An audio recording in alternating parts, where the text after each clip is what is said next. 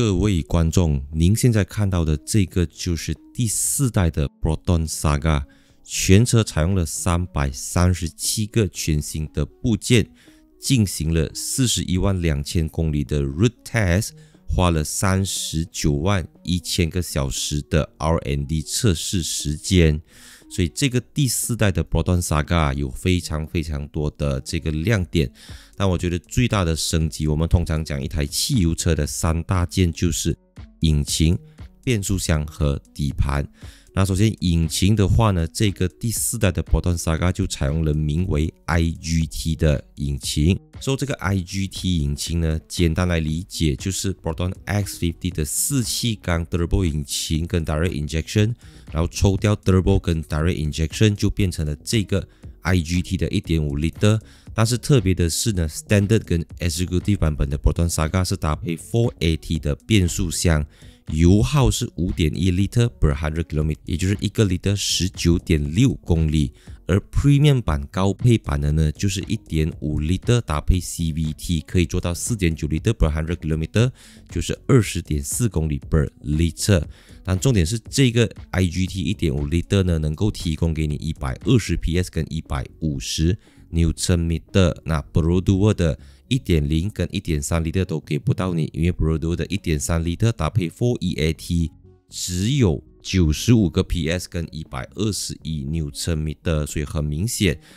动力上面 Proton 是完胜 Perodua 的。但是因为 Beza 主打的是1个 liter 能够行驶22公里，但它也不差，你看它1个 liter 可以走 20.4 公里，而且给你更大的马力。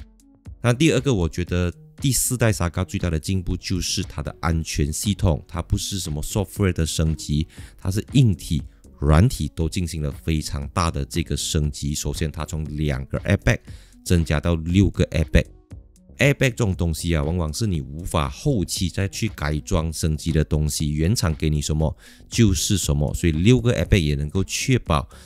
乘客、确保司机在遇到一些事情的时候，可以更好的去保护到乘客跟司机的这个性命，这样子啦。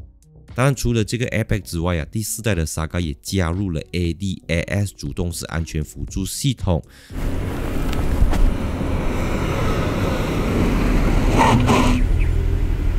那这应该是除了 X50、70、90、S70 之外，第一次有这种比较便宜、比较亲民的 Proton搭配 ADAS， 因为我们看到之前的这个 Iris Persona 都迟不要给我们 ADAS， 所以这个 Saga 它不只是给你 ADAS， 它也加入了 AEB， 就是 Autonomous Emergency Braking 跟 Front Collision Warning， 还有 Auto High Beam Control 自动调节远光灯，暗的时候它的高灯会自己开起来，亮的时候它会把高灯收起来，还有 Lane Departure Warning 车道偏离警示系统。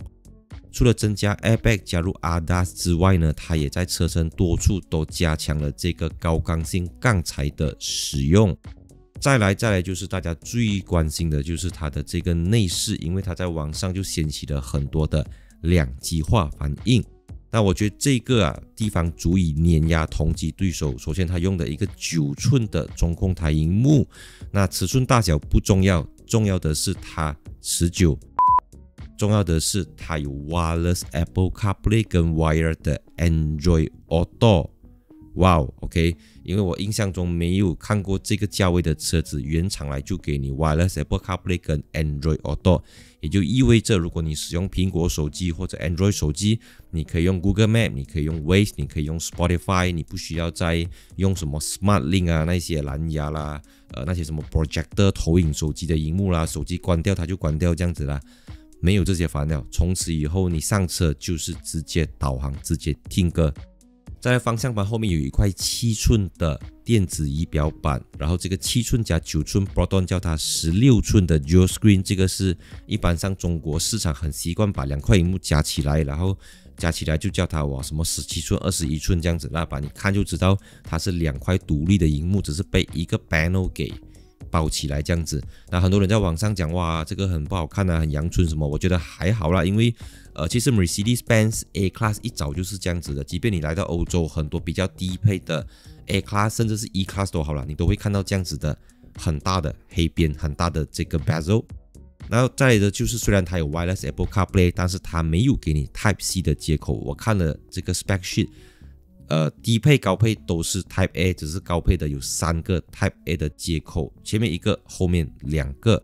再来座椅方面也有很大的升级，因为这个第4代的 Proton Saga 呢就采用了 Duotone 的复合式皮革座椅，那这个也就可以提升了车子的整个质感，坐在里面不管是视觉触觉，你一看就知道哇，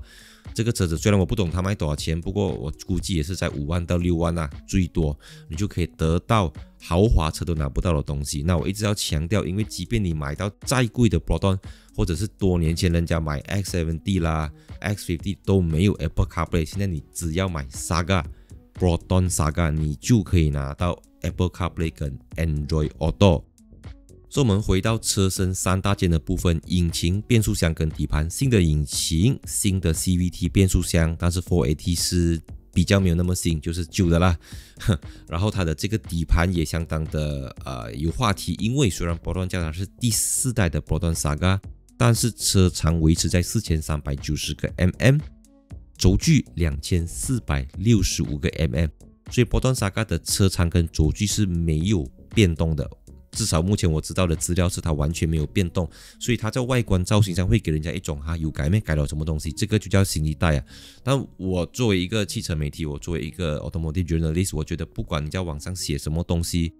我们都要实事求是based on 你开了那台车子之后。所以如果你没有开过它，你没有驾过它，甚至你没有碰过它，没有体验过它，你就不要下那种非常绝对它一定是这样子，它肯定是这样子的这种结论，做这种 comment。 当然外观造型这个一般上我介绍车子我很少会有太多的琢磨，我很少会太多的去讲这个东西，因为我觉得大概我们知道它的外观造型就是有着 Proton 的家族式设计啦，有着这种无线编织的设计前脸，然后后车尾灯就是有一点你知道吗，就是贯穿式车尾灯，跟进时下最新的这个设计。但是我会觉得马来西亚很多的小车就像早期的 Honda City 这样子，会有一种小车想要扮大车的感觉，因为你始终是一个 A segment sedan。所以在东南亚市场的情况就是很多的 A segment sedan 他们会想要扮 C segment 或者是 D segment sedan 的造型，给人家一种我花5万块就可以买得到20万车子的外观造型。这个是market 的这种市场导向，市场的 preference， 这个是没有对与错的。那相较于比较成熟的日本市场来讲，这个 A segment 他们一般上都会倾向于比较圆润、比较可爱、比较个性的这个设计，是这样子的。Malaysia、泰国、印尼在这个价位的车子都会做到很 sporty、很前卫、很超前。但是如果你把日本那种 K car、把日本那种 A segment 的造型搬过来，人家又会觉得这个车子看了没有影响力，这个车子看了没有那种嘛，看了没有那种黑塞，没有那种色。